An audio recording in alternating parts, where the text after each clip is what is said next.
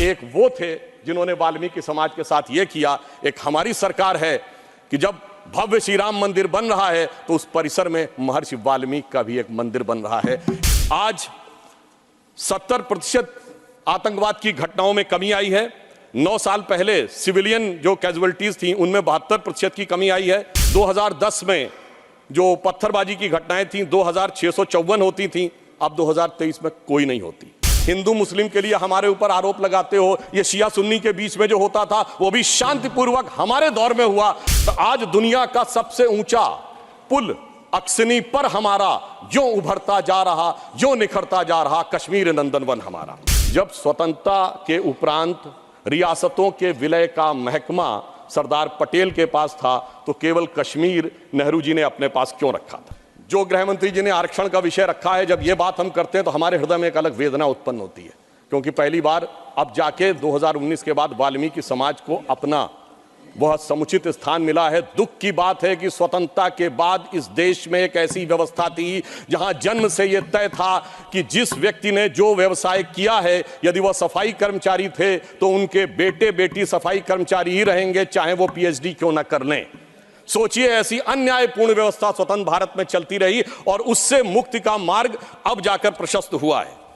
एक वो थे जिन्होंने वाल्मीकि समाज के साथ ये किया। एक हमारी सरकार है कि जब भव्य श्री राम मंदिर बन रहा है तो उस परिसर में महर्षि वाल्मीकि का भी एक मंदिर बन रहा है। ये हमारी सोच और उनकी सोच में यह अंतर है। विकास की नई ऊंचाइयों की तरफ जम्मू कश्मीर आज बढ़ता हुआ नजर आ रहा है। आज 70% आतंकवाद की घटनाओं में कमी आई है। 9 साल पहले सिविलियन जो कैजुअलिटीज थी उनमें 72% की कमी आई है। सुरक्षा बलों में 60% की कमी आई है। 2010 में जो पत्थरबाजी की घटनाएं थी 2654 होती थी, अब 2023 में कोई नहीं होती। 2010 में 112 लोग पत्थरबाजी की घटनाओं में नागरिक मारे गए थे, 2023 में एक भी नहीं है। 2010 में 6235 सिक्योरिटी पर्सनल इंजर्ड हुए थे, 2023 में एक भी नहीं है। और 2010 में 132 ऑर्गेनाइज स्ट्राइक हुई थी, 2023 में कोई भी नहीं है। 2010 में 70 घटनाएं हुई थी सीज फायर वायलेशन की, 2023 में 2 हुई हैं। और इस प्रकार हम ये कह सकते हैं कि कश्मीर के अंदर एक भारी बदलाव और एक सकारात्मक दिशा में दिखाई पड़ रहा है। और इसके लिए विकास के नए मार्ग के ऊपर कश्मीर इस प्रकार से प्रशस्त होता हुआ जा रहा है कि धारा 370 के हटने के बाद जो कश्मीर का डोमेस्टिक प्रोडक्ट था, जीएसडीपी था, जो 1 लाख करोड़ रुपए था, वो 5 साल में बढ़कर 2,27,000 करोड़ रुपए से अधिक हो गया है। सरकार ने कई लार्ज रिक्रूटमेंट ड्राइव स्टार्ट किए हैं जिसमें 29,813 लोग अब तक रिक्रूट किए जा चुके हैं और एडिशनल 5,523 वैकेंसीज क्रिएट की गई हैं। जम्मू कश्मीर ने इन्वेस्टमेंट के जो प्रपोजल आए हैं वो 66,000 करोड़ रुपए के हैं और जो डायरेक्ट एम्प्लॉयमेंट और उसके द्वारा जो इनडायरेक्ट एम्प्लॉयमेंट क्रिएट होगा वो 2.9 लाख तक के व्यवसाय के अवसर क्रिएट हो सकते हैं। 2 मेडी सिटीज जम्मू और कश्मीर में क्रिएट की जा रही हैं। इस ढंग से स्थानीय चीजों को बढ़ावा दिया जा रहा है कि ऊखू गांव अब पेंसिल वाले गांव के रूप में पूरे देश में विख्यात होता जा रहा है। और इसी के साथ साथ हिमायत स्कीम जैसी योजनाओं के द्वारा लोगों को रोजगार के नए अवसर प्रदान किए जा रहे हैं। यूनियन टेरिटरी गवर्नमेंट ने जीआई टैगिंग भी की है। सैफरन यानी केसर, जिसके लिए कश्मीर बहुत प्रसिद्ध है, उसमें और बासमती राइस की जीआई टैगिंग की व्यवस्था की, जिससे कि उसको एक अंतर्राष्ट्रीय स्तर तक एक मान्यता प्राप्त हो सकती है। जम्मू कश्मीर में इंफ्रास्ट्रक्चर डेवलपमेंट फाइनेंस कॉर्पोरेशन की भी स्थापना की गई है, जिसके द्वारा अनेक प्रोजेक्ट बहुत सफलतापूर्वक चल रहे हैं। कल्चरल एस्पेक्ट पे अगर हम देखें तो दिवाली शारदा देवी टेम्पल में 75 साल के बाद पहली बार मनाई गई है और कश्मीरी पंडितों का प्रसिद्ध त्यौहार नवरेह इस बार पूरे उत्साह के साथ मनाया गया है। और हमारी गवर्नमेंट आने से पहले कुल 14 लाख टूरिस्ट आते थे, 2022-23 में 2 करोड़ पर्यटक आए हैं। इससे आप समझ सकते हैं कि जम्मू कश्मीर की अर्थव्यवस्था को कितना मिला। आगे मैं एक और बात कहना चाहता हूं कि पहली बार 30 साल के बाद 27 जुलाई को शियाओं का मुहर्रम का जुलूस भी शांतिपूर्ण ढंग से और पूरे अकीदत के साथ चला। महोदय, मैं एक बात याद दिलाना चाहता हूं, मैं लखनऊ का रहने वाला हूं। वहां भी मैंने बचपन में हिंदू मुस्लिम कॉन्फ्लिक्ट नहीं सुना था, शिया सुन्नी कॉन्फ्लिक्ट सुने थे। इनकी सरकार के समय में शियाओं का जुलूस, मदे साहबा का जुलूस रोक दिया गया था। 22 साल तक रुका रहा। जब हमारी सरकार आई उसके बाद वहां पर शियाओं का मदे साहबा का जुलूस निकलने की स्थिति आई। मैं पूछना चाहता हूं भाई, हिंदू मुस्लिम के लिए हमारे ऊपर आरोप लगाते हो, ये शिया सुन्नी के बीच में जो होता था वो भी शांतिपूर्वक हमारे दौर में हुआ, कश्मीर हो या देश का कोई और हिस्सा हो। यह दर्शाता है कि हमारी सरकार सभी समुदायों को समान रूप से उन्नति का अवसर देती है। और 30 साल के बाद सिनेमा हॉल खुले। अब मैं एक बात और कहना चाहूंगा, बहुत बताया जाता है कि जम्मू कश्मीर सूफी का बहुत बड़ा सेंटर था। मैं पूछना चाहता हूं कि विगत 30 वर्षों से सूफीज्म के 4 बड़े सिलसिले हैं, नक्शबंदी, सोहरावर्दी, चिश्ती और कादरी, एक का भी कोई मरकज बचा हो तो बता दीजिए।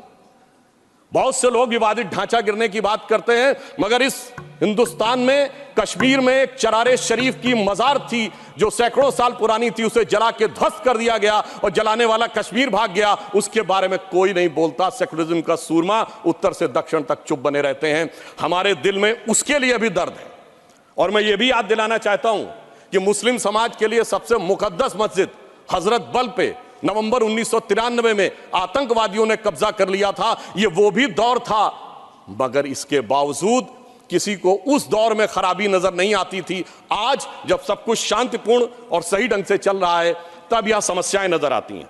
सेंट्रल गवर्नमेंट ने बहुत सारे इंफ्रास्ट्रक्चर प्रोजेक्ट्स अप्रूव किए हैं, सेंट्रल यूनिवर्सिटीज बनाई हैं, लद्दाख में सेंटर फॉर बुद्धिस्ट स्टडीज भी बनाया गया है, और इसके अलावा IITs, IIMs और 2 एम्स बनाए गए हैं। प्रधानमंत्री ग्राम सड़क योजना में पहले 158 किलोमीटर की सड़कें बनती थी, अब 8068 किलोमीटर की सड़कें बनी हुई हैं।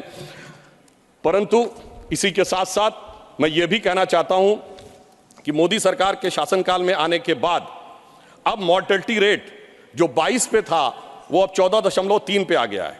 पहले केवल 47 जन औषधि केंद्र थे 2019 से पहले, अब 227 हो गए हैं। और सबसे बड़ी बात यह है कि आज दुनिया का सबसे ऊंचा पुल जो 1315 मीटर का है वो आज चिनाब नदी के तट के ऊपर बना हुआ है। यह दर्शाता है कि कश्मीर किस नई ऊंचाई की तरफ जा रहा है।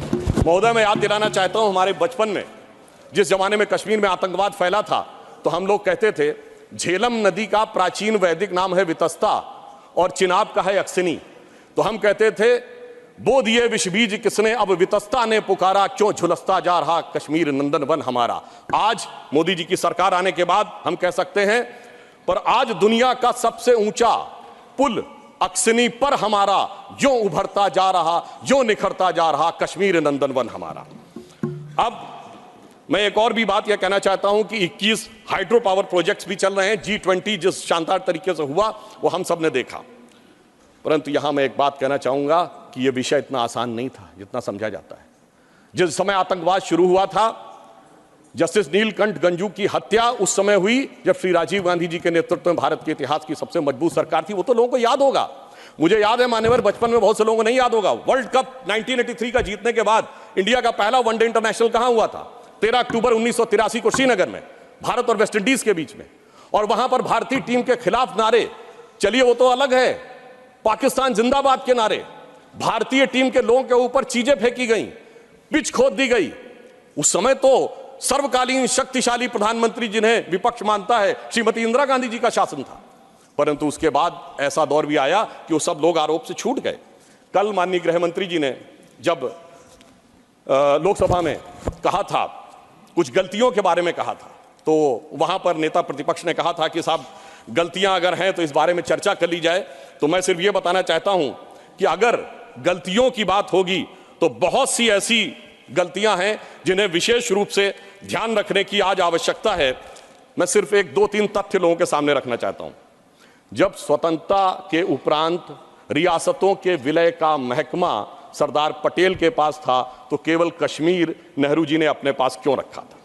नंबर 2, 1946 में महाराजा हरि सिंह जी के विरुद्ध विद्रोह के आरोप में जब शेख अब्दुल्ला जेल में बंद थे तो पंडित नेहरू स्वयं उनको छुड़ाने के लिए कश्मीर गए और वो भी गिरफ्तार हो गए। यह बात मौलाना आजाद ने अपनी किताब इंडिया विंस फ्रीडम में लिखी है कि इससे तत्कालीन कांग्रेस नेता बुरी तरीके से हतप्रभ हो गए।